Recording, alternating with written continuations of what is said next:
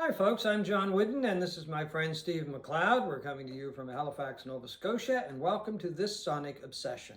Today we're going to kick off a new feature. We're going to kind of throw little questions out at each other, 4 or 5 questions, and get each other's opinions on them. I really don't know what he's going to talk about, and he doesn't know what I'm fully going to talk about either. So we're just going to kind of feel each other out and see what our opinions are on a couple of topics. So first of all, I will pass it off to Steve to get things going. Well, John, Rolling Stones are back on the road with their continuation of their No Filter tour after the death of the only drummer they've ever known, Charlie Watts, who's been in the drum seat for decades. Do you think the Stones went back on the road too soon after Charlie's death? Yeah, I think they went back out too soon. And in fact, in the big picture, I think the Stones should have just called it quits. I mean, I know there's a lot of people out there who want to see them. I know there's a lot of people who depend on the Stones financially.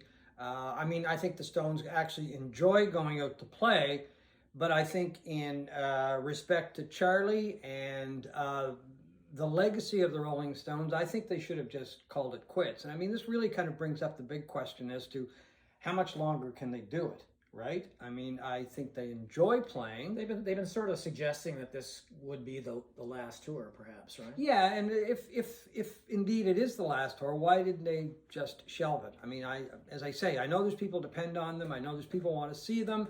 They still have it. I mean, they had it here a few years ago when they played in Halifax. I mean, they came out and roared through an amazing set in a monsoon. In a monsoon. Total pros. They were total pros. Right, and I will have utmost respect for the band because of that. Oh, I always did anyway. But after seeing them here in that monsoon, I mean, incredible respect. They are a great band. They're a great band live. But I don't know. To me, it's not the same. I look up and I see videos of Steve Jordan behind the drum kit. And I say, it's not Charlie. Now there's only 2 original members, right? Right, exactly. And this has nothing to do with Steve Jordan. I think Steve Jordan is an amazing drummer. I've seen him live myself a couple times. He's an incredible drummer. I just think out of respect for Charlie, who said, or who agreed that they should tour because they said they were going to go before he passed away. But anyway, I think it was just time to say, okay, we've had a great run, and that's it. Yeah, just briefly. To me, it's if they want to keep doing it, and the tens of thousands of fans still want to go out and see it, which they clearly do. Oh, by all means. They're still arguably the biggest draw in rock music. They fill stadiums. And they obviously still love doing it for whatever reason. Yeah. I mean, they're not sitting home in their rocking chairs, that's for sure. So I guess it's up to whatever people want to do. Yeah. So I mean, and you say that, or I say, look at what you just said in their rocking chairs. Because when I was a kid, people their age were in rocking chairs. Wouldn't even think of going out and performing like they are performing right now. So anyway. Overall, I think they should have just packed it in, but I will give them their due for going out and giving what I hear are tremendous shows. Over to you. Okay, here is an artist that still confuses people. Some people love him. Some people, of course, just have no time for him. Arguably the greatest songwriter who ever came out of Canada. So who am I talking about?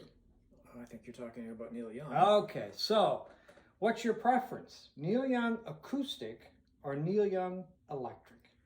Oh, that's a good question. I don't have a preference. I like both, but I might like acoustic just a little bit more because I find with the albums that he's done with Crazy Horse, they all tend to sort of sound the same. Yeah. Which reminds me of a story that he was playing live somewhere and with Crazy Horse, and they were raging on and the 20-minute songs and all of this stuff, and somebody yelled from the crowd, "It sounds like the same song." And Neil said, "It is." So there's a tendency to be kind of samey with Crazy Horse, but really, I mean, he's, other than the stuff he's done in the last, decade or so,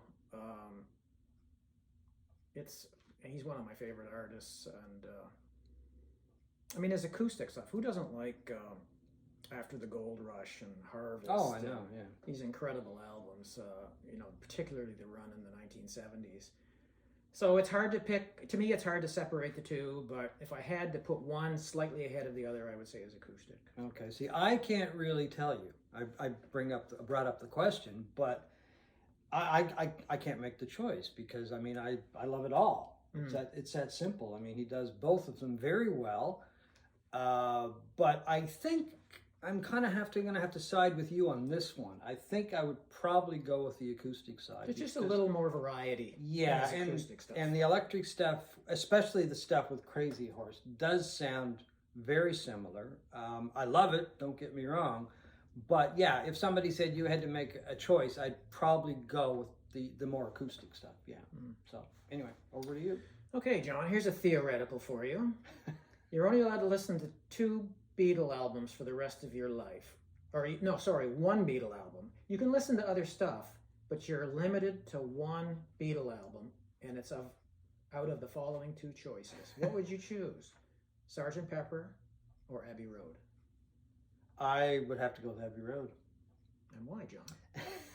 Because to me, Abbey Road is it's the perfect Beatle album. I mean, to me, it's a perfect album. It's not perfect. But... Oh, well, I think it is perfect because I think it takes everything that the Beatles ever did, the really good stuff, the whimsical stuff, and it puts it all together in just a tremendous album. It's like my favorite Beatle album. I don't know if it's the best Beatle album. We've had this discussion before. It's my favorite because it's got everything. It's got a really good mix of contributions from everybody on this album. George Harrison shines. The other members, of course, Lennon and McCartney. Even Ringo has a couple of touches in there that are good. But I think it's just a really tremendous summation of the Beatles as a band. It's too whimsical. And I'm referring specifically to Maxwell's Silver Hammer and especially Octopus's Garden, which to me is close to an abomination on that album. It bothers me that they didn't put Let It Be and The Long and Winding Road.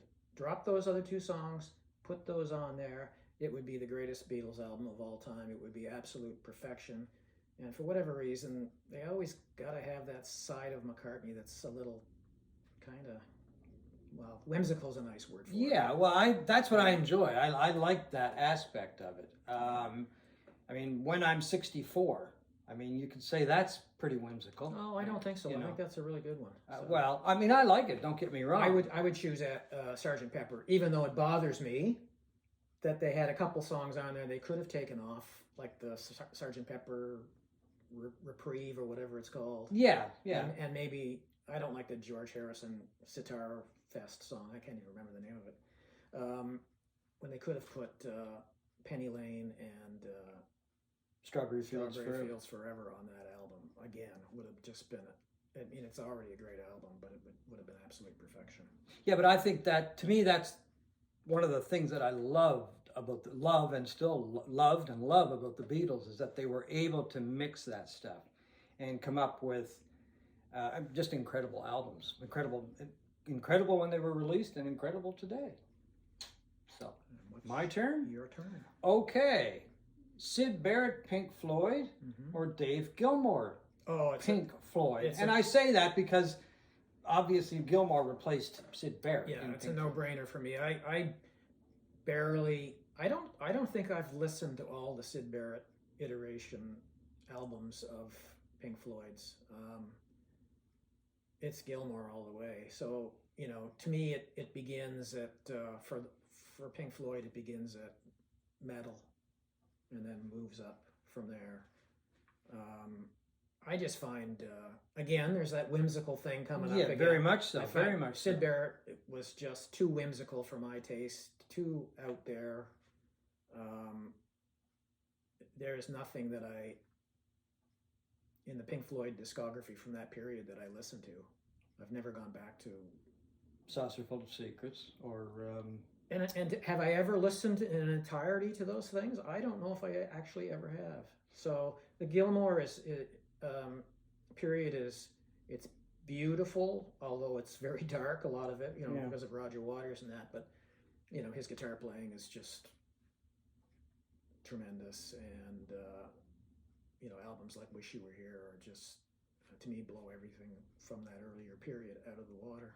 Yeah, I have to agree with you. I think it's two distinctly different bands. Barrett kind of got things rolling, and then they kind of took it off in another vein, which I'm like you. I go back and I listen to the Syd Barrett material once in a blue moon, but it is a once in a blue moon. I couldn't sit down, I don't think, and listen to any of the albums all the way through now and really enjoy it. I'd probably be listening to it to criticize. Well, having said that, I love Mason. What's his first name? Nick Mason. Nick Mason's Saucerful of Secrets Right, album. yeah. The live versions of all that Syd Barrett period, I thought was a fantastic album, and yeah, me too. It made me sort of slightly reassess that period. But having said that, I have not gone back and listened to it. I guess there's something also about Barrett's voice that I never really liked. It was kind of thin and yeah, I mean that is a tremendous album, the Nick Mason album, Saucerful of Secrets. Yeah. And Nick Mason, the album, and the DVD is tremendous too. It's a really good show. Something everybody should watch. But I'm like you. I with Gilmour, Pink Floyd all the way. Okay, my last one, and I guess the last one for today, is sort of in your wheelhouse in a way, but also probably very sad for you. Okay. October 29th. Do you know what that date is? That's the day that Duane Allman died. It's the 50th anniversary coming up of his death. Do you think Duane Allman is as recognized as a great guitar player as he would be if he hadn't died so young? Do you think that if he was still living, he'd be recognized more? Yeah. Probably, because I think he was just getting going. I put him in there with Hendrix, Clapton, Jimmy Page, Jeff Beck. He's in that category. He was just getting rolling, as far as I'm concerned. I mean, the first two Allman Brothers Band albums were great albums. Live at the Fillmore East, an amazing album. The work that he did with Eric Clapton and Derek and the Dominoes, I mean, he's all over that album. I mean, and I'm not taking anything away from Clapton, but boy, you can tell who's driving a lot of those songs, especially Layla. That opening of Layla is, I mean, it's a classic, obviously. That's Duane Allman. That's not Eric Clapton. I mean, he's pushing that thing. He's taking it to a whole different level.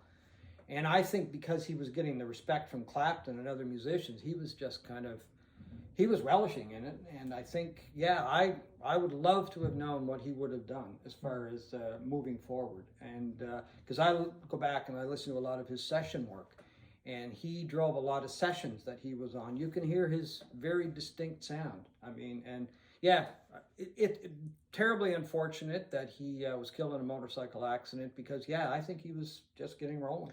Well, I was looking back, and I think it was 2003, the Rolling Stone puts out these periodic lists of who the greatest this, that, songs, rap albums, guitar players are.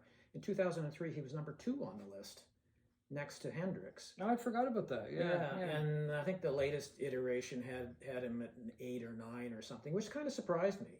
I would have thought that, as time passes, I mean, obviously, Hendrix has been dead a long time too, and he's managed to hold his hold on public, but I just wondered if the Allman Brothers had the same sort of hold on most, a wide enough audience to keep his legacy going. No, I don't think so. I mean, unfortunately, no. I mean, the brothers packed it in a couple of years ago after Greg Allman passed away, and Butch Trucks.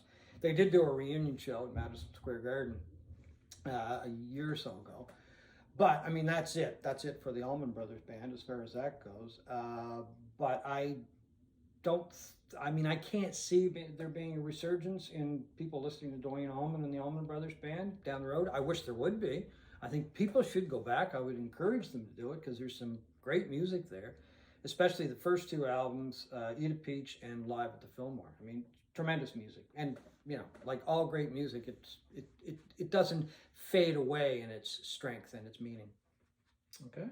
So that's it for another episode of This Sonic Obsession. We hope you've enjoyed our thoughts on some music and on some groups and some artists. And we encourage you to keep watching. And thanks again for tuning in to this Sonic Obsession.